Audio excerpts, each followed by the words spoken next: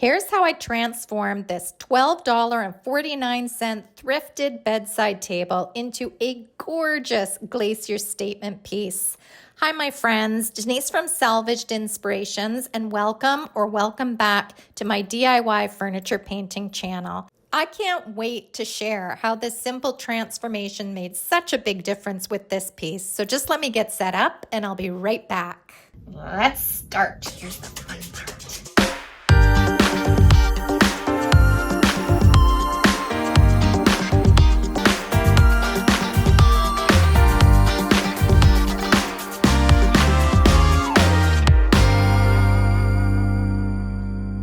Here's the thrift store bedside table I started with.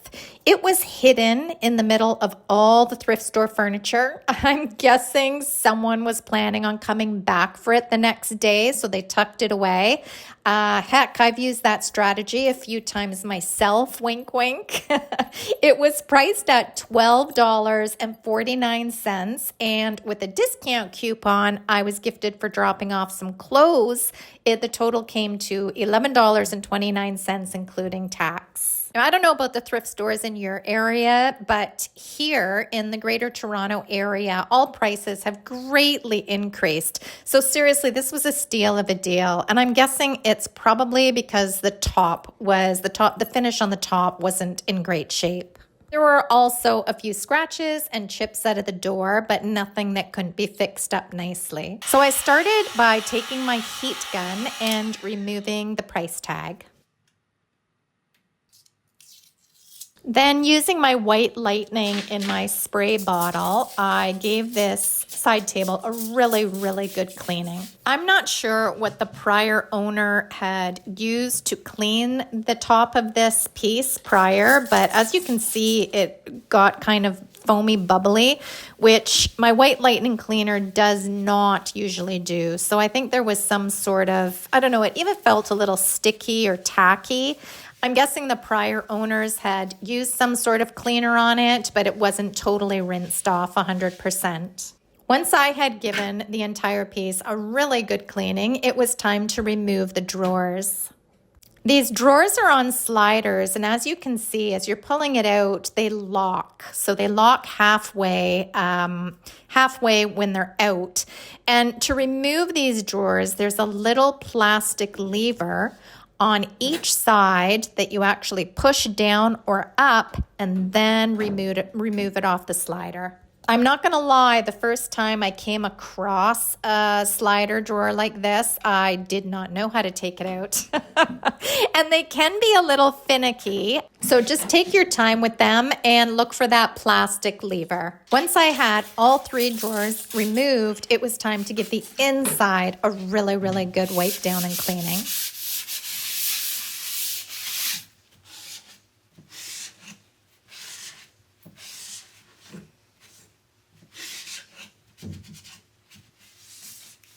Then it was on to the inside and outside of the drawers once again.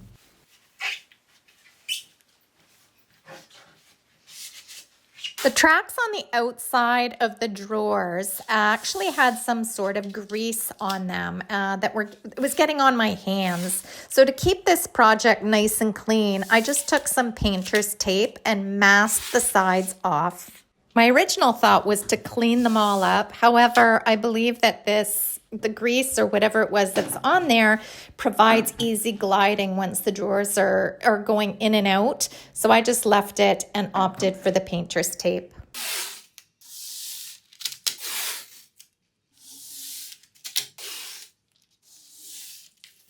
Once everything was clean and masked off, I brought it into my sanding room and used this 150 grit sanding pad to scuff up all the surfaces.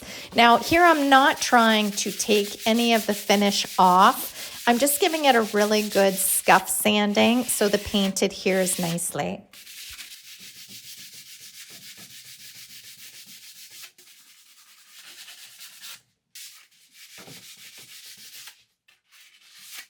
Once I had a good scuff sanding, I removed all the dust and brought it back into my paint room and grabbed the next drawer.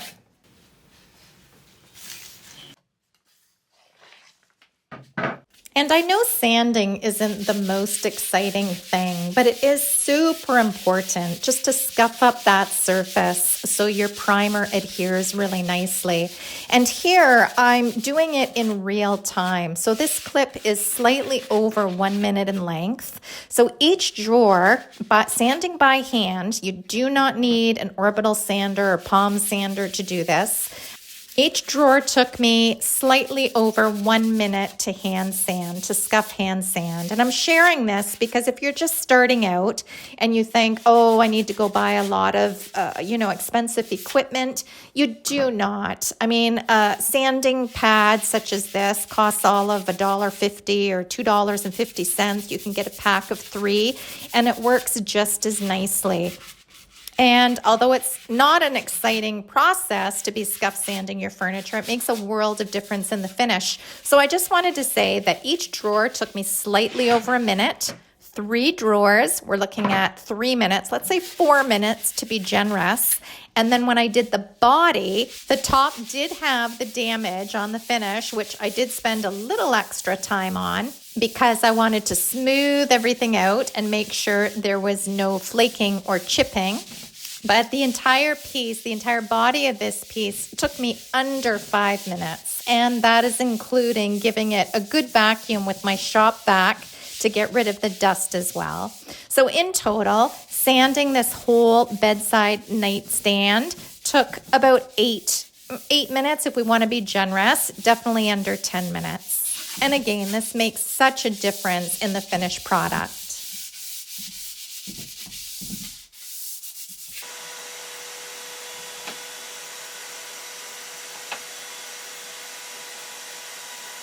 After everything was scuff sanded, it was time to drop a drop cloth and bring everything back into my paint room. For my primer, I opted to use the new Bonding Boss again in white. And this is Dixie Belle's new primer. What they did was they amalgamated the Boss and the Slick Stick. So now this is a bonding primer. This is, I think, my second or third time using it, and it is awesome. The only caveat I would add with this bonding primer is time. So once it's applied, it's required 24 hours to do its thing, which is the bonding to the slick surface and blocking bleed through, smells, odors, stains, etc. So what they recommend is putting a coat on, waiting 2 to 4 hours before reapplying a second coat, and then you wait 24 hours for it to do its thing, and then you come back and you paint. Now, if you've been around the SI blog, Salvaged Inspirations blog, or here on YouTube, you know how much I love my BIN or BIN shellac base primer. It dries, bonds, kills bleed through within an hour, and I'm ready to already go and paint over it. So if you're looking for a quick primer, bonding and stain blocking primer, that would be the BIN shellac base primer. However, it does have a very strong odor. You need really good ventilation when you're using it, and also, of course, cleanup isn't as easy as when you're using a water-based primer such as this Bonding Boss. So if you have the time, I would say Bonding Boss is the way to go. And it passed the scratch test with flying colors, which I'll share in a bit. I rolled on 1 coat of this Bonding Boss, and this is before I filled the damage on the top and the chips that were on the drawers. And the reason why I like priming before I fill is because the primer allows me to see everything really clearly and nicely.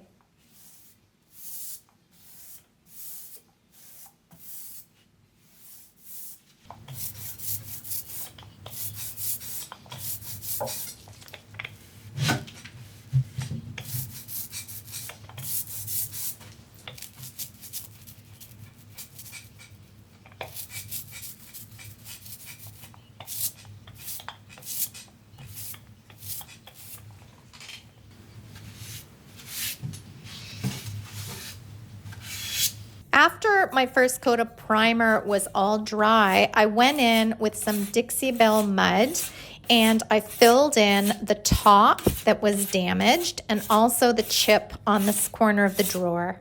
Once the wood filler was 100% dry, I brought the drawer and the body back into my sanding room and sanded the wood fill down. And I just want to share how I get a really sharp corner when I use wood fill to fill in a chip, etc. What I do is I take a block of wood and I wrap some sandpaper around the wooden block. And then I go ahead and I sand each side to get a really crisp corner.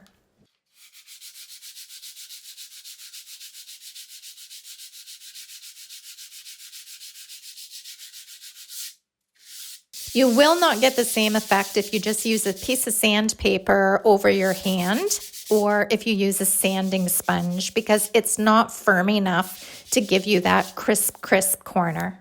And while I was at it, I went ahead and gave the primer a really light sanding just to knock it down before applying my second coat.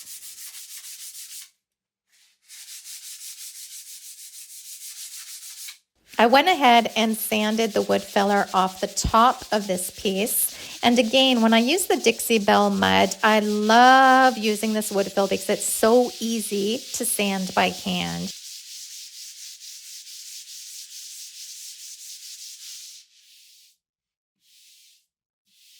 I removed all the dust, brought it back into my paint room, and applied the second coat of primer.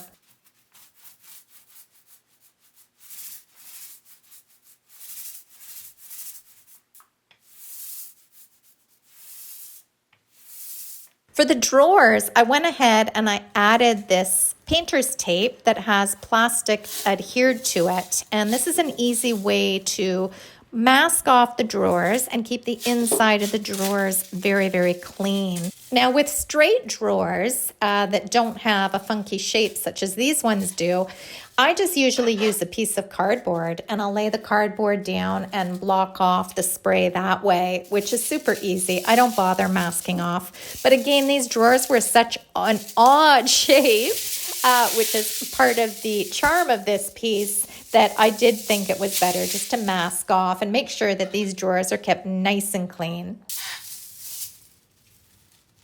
Now for the fun part, spray painting this piece. And I opted to use a brand new color from the National Parks collection for Dixie Belle's Silk All-in-One Mineral Paint. And this color is called Glacier. I would describe this color as an off-white with soft gray undertones. And it is a cool neutral. It's not a warm neutral. It's a nice, cool neutral. I would say perfect for modern pieces or modern decor.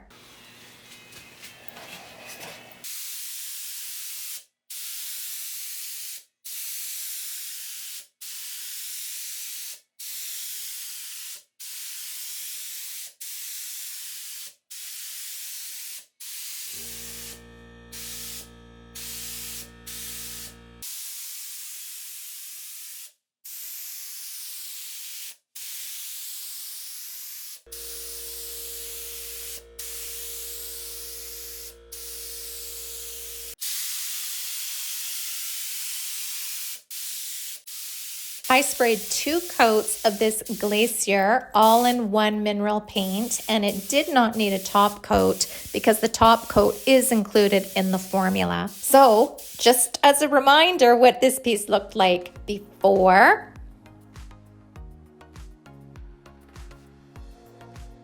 and here's the after. And I cannot wait to hear what you think of this new color and how this piece turned out.